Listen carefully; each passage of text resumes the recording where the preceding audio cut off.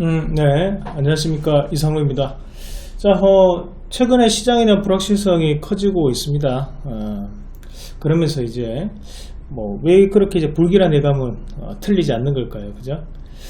외국인들이 이번 주에 매수가 조금 들어오기는 좀 힘들지 않겠나.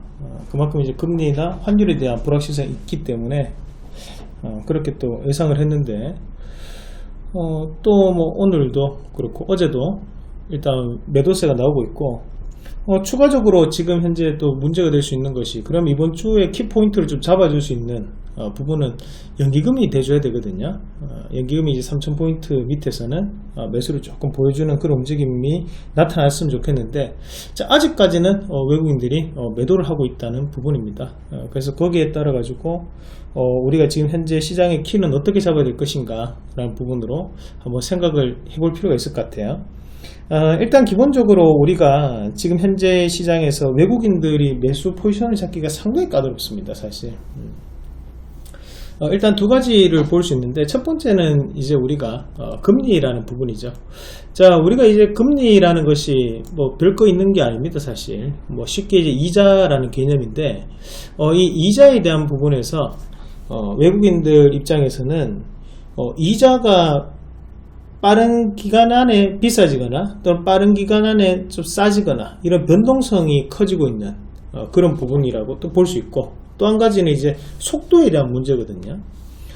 단기간에 빠르게 오르다 보니까 좀 더 시간이 지나면 좀 조정이 나오겠지 라고 생각했지만 금리가 또 1.7% 이상까지 또 올라가는 모습이 나타났고, 그렇다가 이제는 좀 더 괜찮아지겠지 했는데 또 경기 회복이라는 부분이 또 나타나다 보니 또 금리 자체가 불확실한 상황이죠. 그럼 이 지금부터 이제 한 달 뒤에는 금리가 어떻게 될 것인가, 거기에 대해서 명확한 답을 내리기가 상당히 힘든 상황이에요, 사실.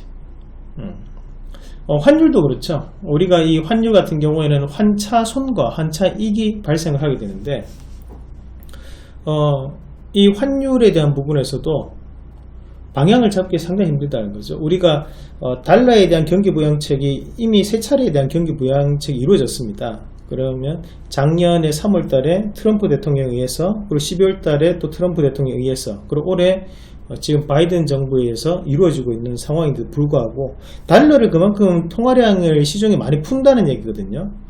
그런데도 불구하고 환율은 원화 약세 기조가, 원화 강세 기조가 나타나지 않아요.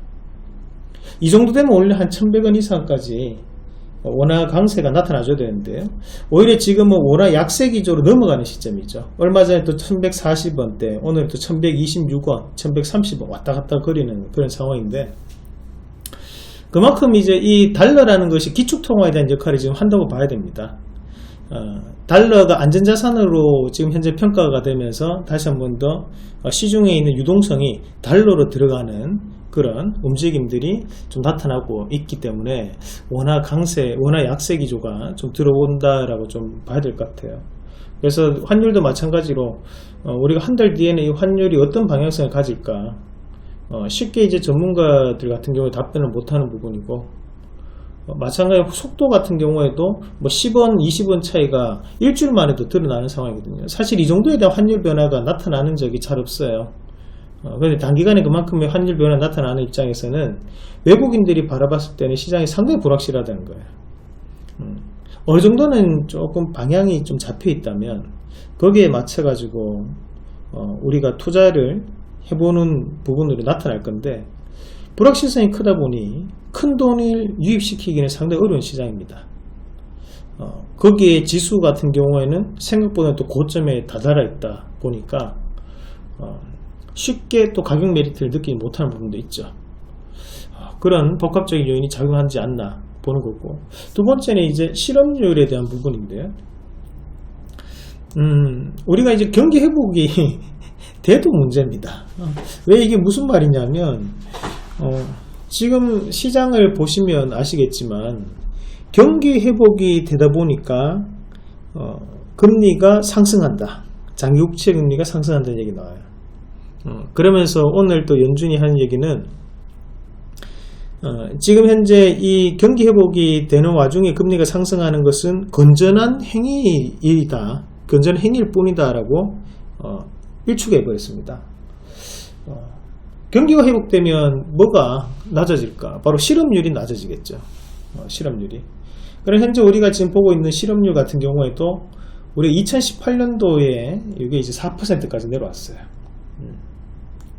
4% 밑으로까지 내려왔고, 그 다음 코로나로 인해 가지고 이 실업률이 엄청나게 올라가는 모습이었고, 그리고 현재는 이제 6.2%, 6.1%까지 지금 내려오는 그런 상황이에요. 가파르게 지금 회복이 되고 있는 건 사실이에요. 그리고 미국의 지금 현재 백신 접종률이 20%에 다다르고 있기 때문에 상당히 가파르게 바뀌고 있는 모습입니다. 그러면 지금의 이 경기 회복이 좋아지면 다 좋은 거 아닙니까? 이렇게 생각할 수 있죠. 하지만 문제는 실업률이 낮아지고 완전 고용에 가까워질수록 시장은 유동성을 줄인다는 거죠. 지금은 너희가 일을 안 하기 때문에 우리가 돈을 나눠주는 거야.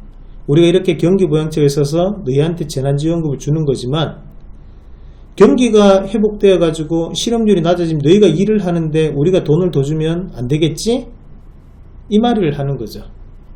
그러니까 유동성이 줄어들면 당연히 주식시장에 들어올 수 있는 유동성도 줄 수밖에 없기 때문에 시장은 불안하다고 생각을 하는 거예요.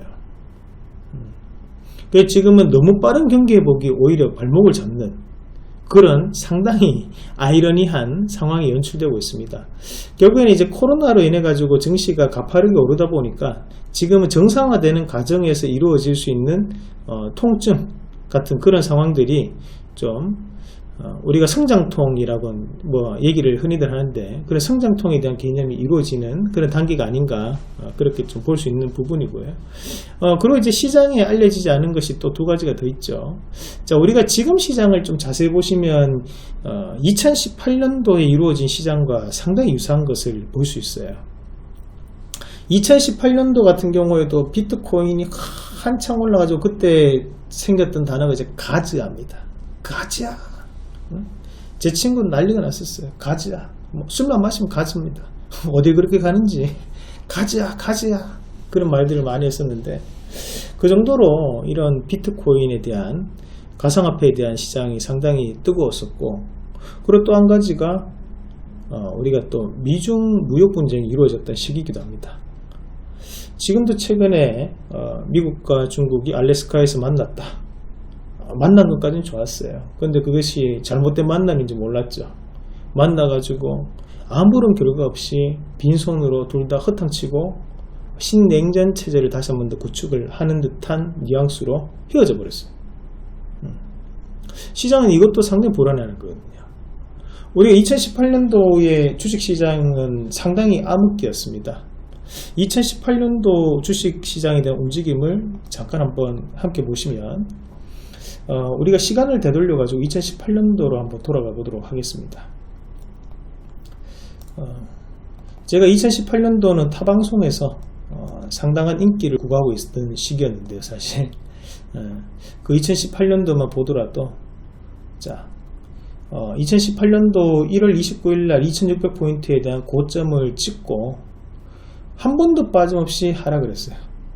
살짝 증시는 오르는 듯한 모습을 보였지만, 그 이후에 지금 크게 하락하면서 2000포인트까지 약 600포인트가 하락을 하는 그런 움직임이 나타났고, 사실 이제 추세가 이미 하락 추세되었기 때문에 우리가 이런 횡보권 구간에서는 대형주보다는 개별주에 대한 움직임이 많이 나타날 수밖에 없습니다.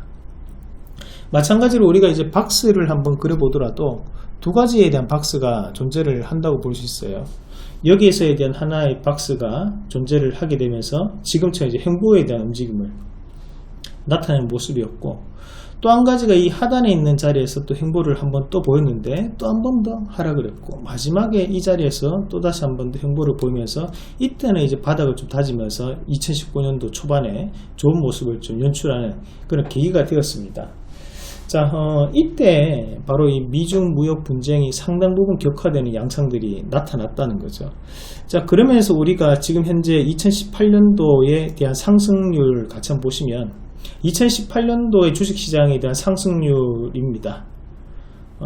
그럼 여기에서의 주요한 종목군들이 대부분 다 뭐 소형주들, 개별주들이 많이 움직였는데, 특징적인 부분을 보면 일단은 우리가 지금 현재 구간에서는 많이 움직였던 부분 자체가 첫 번째로는 우리가 정치 테마주가 상당 부분 움직이는 모습이 나타났어요.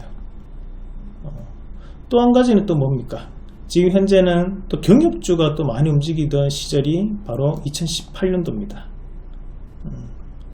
그리고 여기 보면 소비재들이 이제 휠라코리아라든지 또는 신세계 인터내셔널 이런 소비재 관련주들이 또 움직임이 나타났고, 개별 제약 바이오 종목군들이 또 반등을 좀 보이는 모습이었어요.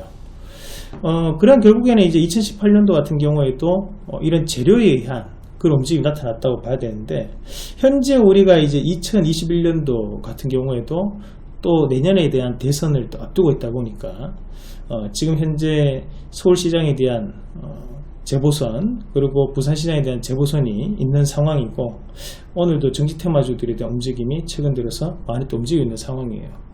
상당히 2018년과 유사한 흐름이 나타나고 있는 상황이라고 또 볼 수 있습니다. 자, 그럼 거기에서 시장이 드러나지 않는 불확실성 두 가지는 또 뭐냐? 바로 하나는 이제 우리가 이제 미중 분쟁 관련해 가지고 다시 한번 이루어질 수 있다. 아무래도 고위급 회담에서 아무런 결과를 나타내지 못했기 때문에, 물론 많은 기대를 하는 건 아니지만 나타내지 못했다는 것은 이제 신냉전 체제로 다시 한번 들어갈 수 있는 그런 부분이 나오지 않을까라는 부분이 될 수 있고, 최근에 또 히토리에 대한 움직임이 상당히 좋거든요. 그리고 이제 두 번째는 또 이제 비트코인이죠. 시장이 불확실한 시장이 연출되다 보니까 시장에 나와 있는 유동성들이 또다시 한 번 더 비트코인 가상화폐 쪽으로 좀 쏠리는 모습이 나타나요. 2018년도에도 주식시장이 1월달에 고점을 찍고 난 다음부터 이제 하락을 하게 되는데, 그 하락을 하면서 대부분의 유동성들이 어디로 빠져나가냐면 바로 비트코인 쪽으로 또 빠져나가야 됩니다. 현재는 이런 비트코인들의 유동성이 상당히 또다시 좋게 나타나고 있기 때문에 이 시장 자체가 쉽지 않은 그런 또 상황을 또 볼 수 있습니다. 사실 실제로 지금 20대에서 또 40대 층 같은 경우에는 이런 가상화폐 시장으로 상당 부분 또 쏠리는 모습도 많이 나타나고 있거든요. 그래서 지금 이런 부분 자체가 시장에 대한, 아직까지 개인 투자자들에 대한 예탁 자금이 크게 주는 모습은 아니에요. 여전히 이제 63조 가까이에 대한 예탁 자금을 보유하고 있는 주식시장입니다. 하지만 여기에서 만약 60조 원이 깨진다면 상당 부분 시장에 대한 불확실성이 또 커질 수 있다. 저는 그렇게 좀 보고 있는 부분이고요. 우리가 이제 이 미중 무역 분쟁이 2018년도에는 어떤 식에 대한 개념이 들어섰냐면, 2018년도 같은 경우에는 이제 미중 무역 분쟁 관련해 가지고 미국과 중국에 대한 부분은 미국이 중국에 대한 관세 부과를 했었죠.